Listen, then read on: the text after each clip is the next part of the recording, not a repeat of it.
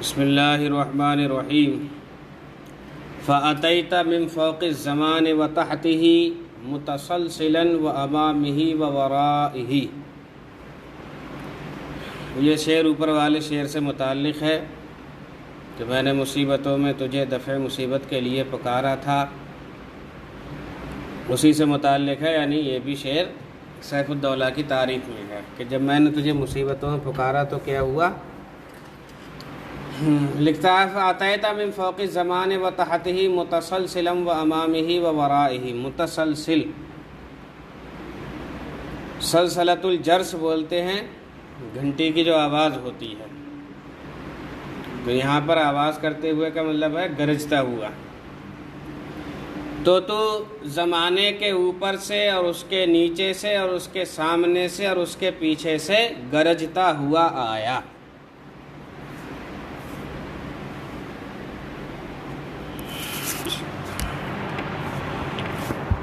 اوپر سے ہی ترجمہ ملا کر کے تھوڑا پہلے ترجمہ اوپر والے شعر کا مفہوم ادا کریں گے۔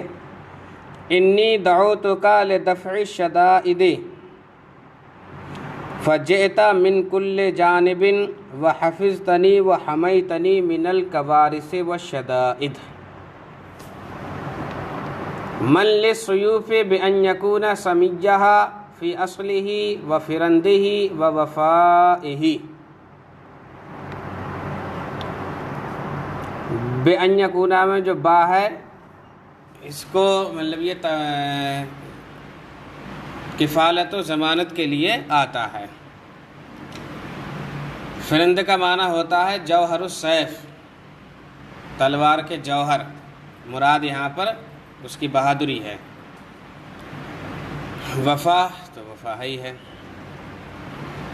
کرام من للسیوف، کون ذمہ داری لے گا تلواروں کے لیے اس بات کی کہ وہ اس کے ہم نام ہوں، فی اصلی ہی، اس کی اصل میں، و فرندی ہی، اور اس کے جوہر میں، و وفائی ہی، اور اس کی وفاداری میں۔ یعنی شاعر کے کہنے کا مطلب یہ ہے کہ تلواریں اس کی ہم نام ضرور ہیں۔ سیف الدولہ میں سیف کا معنی تلوار ہے، تو تلوار کو بھی سیف کہتے ہیں، اور اس کے جو میرا ممدوح ہے اس کے نام میں بھی سیف کا لفظ ہے، تو یہ نام میں تو مشارکت رکھتے ہیں، لیکن اس بات کی پھر ذمہ داری کون لے گا کہ یہ تلواریں میرے ممدوح کے برابر ہو جائیں، اس کی اصل و نسل میں اور اس کے جوہر و کارکردگی میں اور اس کی وفاداری میں، تو تلواریں اس کا اس میں ہمسر نہیں ہو سکتی۔ هذه السيوف تشاركه في التسمية ولكن من يتضمن لها بأن تكون مثله في أصله ومفاخره وفعاله ووفائه۔ طبع الحديد فكان من أجناسه وعلي المتبوع من آبائه۔ تلوار کو ڈھالا گیا، حدید کا معنی لوہا ہے لیکن مراد یہاں پر تلوار ہے۔ تلوار کو ڈھالا گیا، تلوار بنائی گئی، فکانہ من اجناسہ، تو وہ اپنی جنس سے ہی ہوئی، یعنی لوہے کو اگر تلوار کی شکل میں ڈھال دو گے تب بھی وہ لوہا ہی رہے گا، تو تلوار کو بنایا گیا تو وہ اپنی جنس ہی سے ہوئی۔ اور علی، یہ اس کا نام ہے سیف الدولہ کا، سیف الدولہ اس کا لقب ہے، اور علی یعنی سیف الدولہ یہ اپنے آباء و اجداد سے بنا ہے۔ تو ضمانت جو تقابل کا کسی کو وہم تھا کہ تلواریں اور میرا ممدوح سیف الدولہ یہ برابر ہیں، تو اب اس کی نفی کر رہا ہے گویا کہ شعر میں کہ تلوار لوہے سے ہی بنتی ہے، اگرچہ اسے کتنا ہی خوبصورت شکل و صورت میں ڈھال لیا جائے، لیکن علی جیسے اس کے باپ دادا عزت و شرافت والے ہیں، ایسے ہی علی بھی اپنی اصل و نسل میں عزت و شرافت والا ہے۔ چلیے، ان السیوف مصنوعۃ من الحدید فإنها من اصلها الذي صنعت منه واما سیف الدولہ فهو من آبائه الامجاد يرجع اليهم في المجد والشرف۔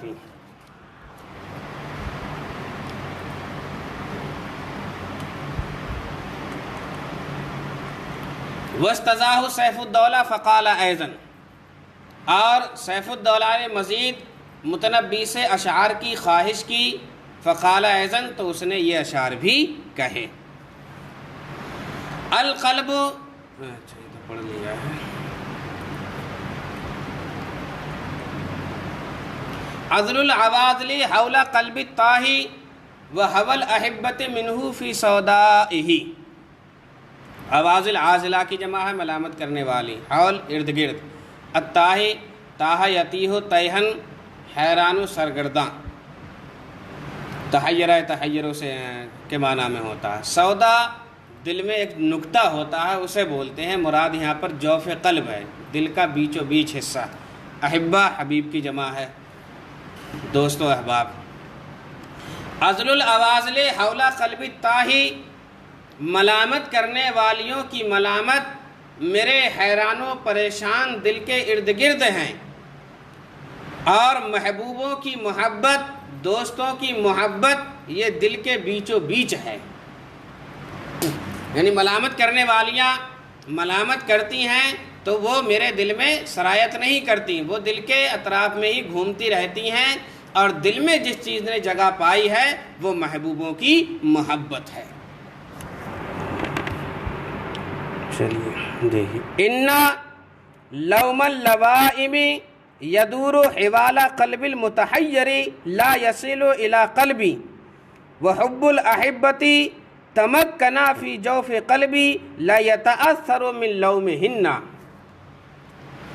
یشکو الملام الی اللوائم حرہ ویصد حین یلمن عن برحائہ۔ ملام مصدر میمی ہے، لوم سے کا معنی ہے اس کا، لوائم لائمتن کی جمع ہے، اس کا معنی بھی ملامت کرنے والی۔ ہر تپش، حرارت، حرہ میں ہا ضمیر کا جو مرجع ہے، جو اوپر قلب کا جو لفظ گزرا ہے اس کی طرف لوٹ رہی ہے، حر القلب۔ صد یصد کا معنی اعراض کرنا، گریز کرنا۔ برحا ان کا معنی ہوتا ہے تپش، حرارت، جیسے بخار ہو تو کہتے ہیں اصابہ البرحاء، اسے سخت بخار آیا ہے، شدت تپش کا نام برحا ہے۔ چلیے کہہ رہے ہیں، یشکو الملام الی اللوائم حرہ، ملامت کرنے والیوں کی ملامت دل کی حرارت کی شکایت کرتی ہے۔ حین یلمنا، اور جب وہ ملامت کرتی ہیں، یصد عن برحائہ، تو دل کی تپش کی وجہ سے اس سے گریز کرتی ہیں۔ یعنی عاشق کے دل میں عشق کی جو تپش اور آگ بھڑک رہی ہے، اس کی تپش اور حرارت کی وجہ سے ملامت کرنے والیوں کی ملامت دل کے پاس پہنچتی ہی نہیں ہے، تپش و حرارت کی وجہ سے واپس آ جاتی ہیں، اور اس ڈر سے نہیں جاتی ہیں کہ عشق کی آگ میں وہ جل کر خاک نہ ہو جائیں۔ چلیے، اللوم یشکو الی اللوائم حرارت قلبی وَإِذَا یلمنا اعرض عن قلبی لما یضطرم فی القلب من نار الحب والعشق وبمہجتی یا عاذل الملک الذی اسخطت اعزل منک فی ارضائہ۔ دوسری کتابوں میں ہے اکثر الناس، اعزل منک کی جگہ اکثر الناس ہے، فی ارضائہ۔ بمہجتی، بے مہجتی میں جو با ہے اسے با فدائیہ کہتے ہیں، جیسے کہتے ہیں بے ابی و امی یا رسول اللہ، یا رسول اللہ میرے ماں باپ آپ پر فدا قربان، تو اسے با فدائیہ کہتے ہیں۔ مہجتن کا معنی ہوتا ہے جان، نفس۔ عازل ملامت کرنے والا، لفظی معنی یہاں پر یہی ہوگا، اور حالانکہ اوپر لوائم اور عوازل مؤنث کے لیے گزرا ہے، تو یہاں مذکر کا جو لفظ لے کر کے آئے ہیں وہ یا من کی تعویل میں ہے، تو یا من میں جو من ہے وہ مذکر مؤنث واحد جمع سب کے لیے ایک ہی استعمال ہوتا ہے، اس لیے اس معنی کر کے یا عازلی کا لفظ استعمال کیا ہے، لیکن ترجمہ مؤنث کا ہی ہوگا۔ الملکوں میں دو اعراب پڑھ سکتے ہیں، رفع بھی پڑھ سکتے ہیں اور نصب بھی پڑھ سکتے ہیں۔ اگر اسے مرفوع پڑھیں گے تو پورا موصول صلہ سب سے مل کر کے یہ اللہ ملک کی صفت بنے گا، اور موصول صفت سے مل کر مبتدا مؤخر اور بے مہجتی یہ خبر مقدم بنے گا۔ مفدیٌ یہاں پر محذوف ہو گیا ہے، مفدیٌ بے مہجتی، میری جان قربان۔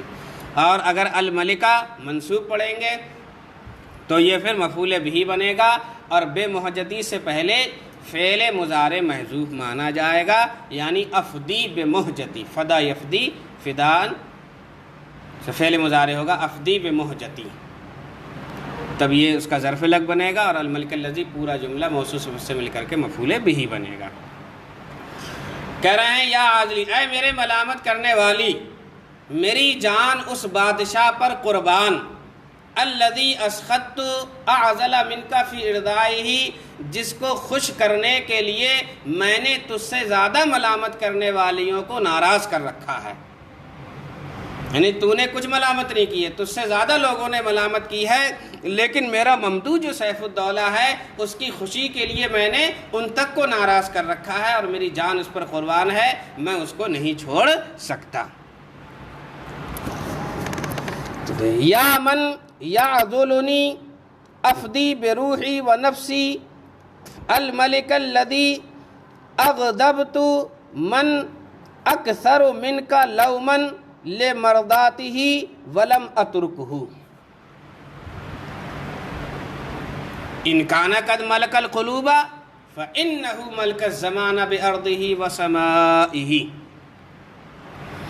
چلیے، ان کان قد ملک القلوب یہ شرط ہے، اور جزا یہاں پر محذوف ہے جس پر قرینہ دلالت کر رہا ہے۔ اگر وہ دل کا مالک ہے ظاہر سی بات اب جزا لانا پڑے گی، تو فلا عجب فی یہ نکالیں گے، یا نکالیں گے فلا تعجبو، تو تعجب مت کرو اس بات پر، تو جزا یہاں پر محذوف رہے گی۔ فا تعلیلیہ ہے، زمانہ بارضہ و سمائہ مفعول ظرف لغو ہے، اور پھر پورا انہ کی خبر ہے۔ ان کانا قد ملک القلوب، اگر میرا ممدوح سیف الدولہ دلوں کا مالک ہو گیا ہے تو اس میں کیا تعجب؟ فإنہ ملک الزمانہ بارضہ و سمائہ، میرا ممدوح سیف الدولہ تو پورے زمانے کا مالک ہے زمین و آسمان کے ساتھ، یعنی کائنات کی ہر چیز کا وہ مالک ہے، تو پھر اگر وہ دلوں کا مالک ہو جائے تو اس میں کوئی تعجب کی بات نہیں ہے۔ کہنا ہے غیر عجیب ان امتلک ھذا الملک قلوب الناس جميعا ويستولى حبه عليها لأنه قد امتلك الأوان والزمان بما يحتويه من الكائنات، الشمس من حساده والنصر من قرنائه والسيف من اسمائه۔ شمس اس کے حاسدوں میں سے ہے، والنصر من قرنائه، اور مدد اس کے ساتھیوں میں سے ہے، والسيف من اسمائه، اور تلوار اس کے ناموں میں سے ہے۔ یہ ابھی ممدوح کی اس نے کیا ہے بہت غلو کر کے تعریف کی ہے۔ یہ دیکھیے کتنا افراط ہے کہ سورج اس کے حاسدوں میں سے ہے، اور مدد اس کے ساتھیوں میں سے ہے، اور تلوار اس کے ناموں میں سے ہے۔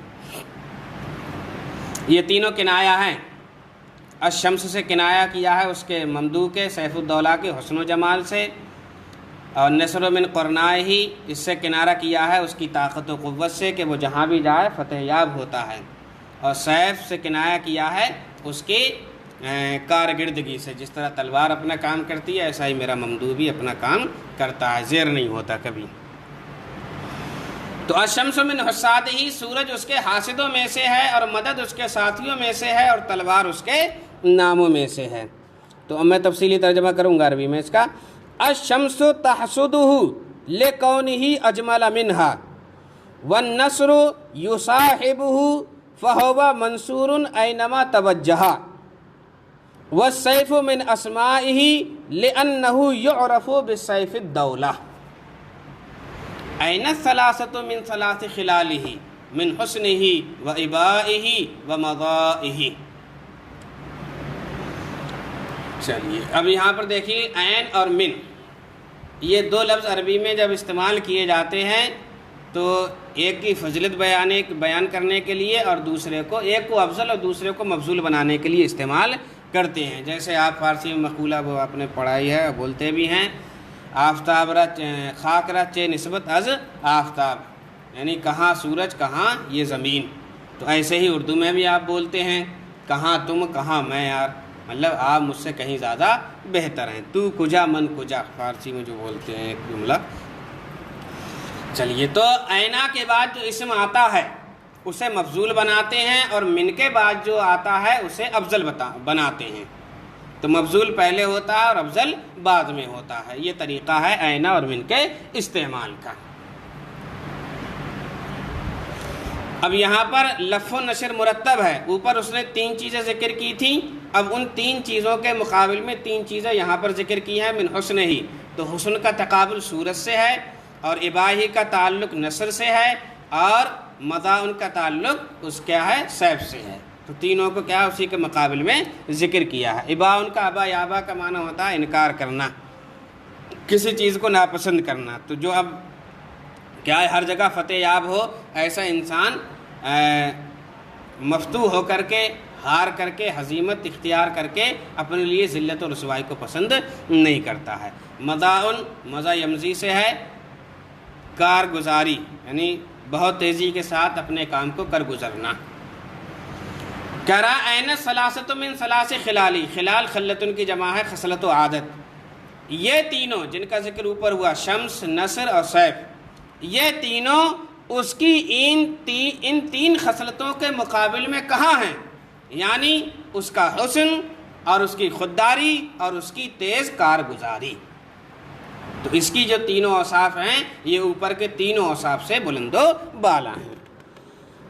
تو کہہ رہا ہے این الشمس من حسنہ و این النصر من ابائہ للذل و این مضاء السیف مع حدتہ من مضائہ.